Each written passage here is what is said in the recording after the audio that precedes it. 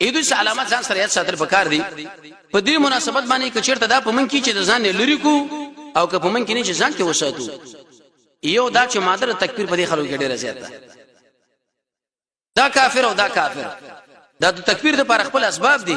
دا تکبیر چې کوي د قران او سنت یو بهترین عالم په سړي باندې کفر فتوا کوي هر سړي د حق نه لري چې دا کافر او هغه کافر یو خدا صلی الله علیه نبی صلی الله علیه وسلم فرمایي وکشر عمر الکان دي دا خوارج عمر چې ګور ټوس وانه کین دي صفاء الاحلام عقل ډیر کمزور دي عقل به بالکل سوچ نه کې به خبره باندې خود ټکه پتو په سړي باندې کوي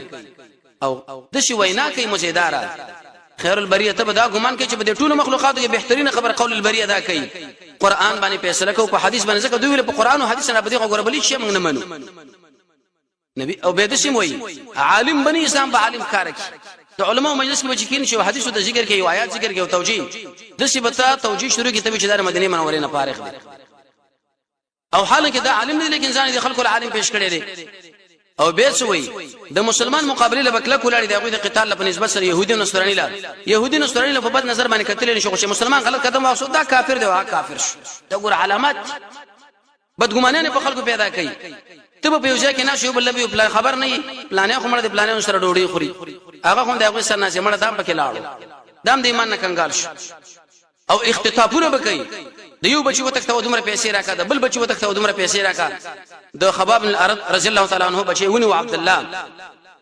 په دلار باندې روان وي ته کافر شوی زکه دې ګروپ کې ولاړ وې دې ځان سره روان کړو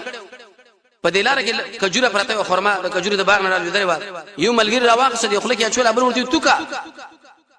اشتباهي مال دې اسنه شي ګوره خېټل دې حرام لاړ نشو دومره بزرګان چې دا شینم نه خواړو الکه دا څه کار کوي د دعوت مونږ وخورو کو نه خورو یره ولدا پلاني ځای کې کار کوي یره خوراک ته په کار نه دی عمر صلی الله علیه پیغمبر علیه السلام چې ډوډۍ تو خورا یو خو کار خبره جو سړی کې جرمي دا نه ځان ساته نو عبد الله سیب چې کله بوته ودا نهر خواله او شاړې بستراوي سوي تعجب بزرګیم دومره بزرګی دا چې هغه کجوره نه خوري چې زمون خېټو له حرام لاړ نشه اوس مال الله دا په کومه وجه باندې مال الله زه مسلمان یم وی چاړې پر واقع سي سړی حلال ساده له مسلمانان به تحقیق په دې مسله کې وکړي څوک کافر څوک نه آیت عالم نه په چا باندې بدګماني په کار نه دا وشي ونشي د سړي مال ته تخته په کوم اعتبار تخته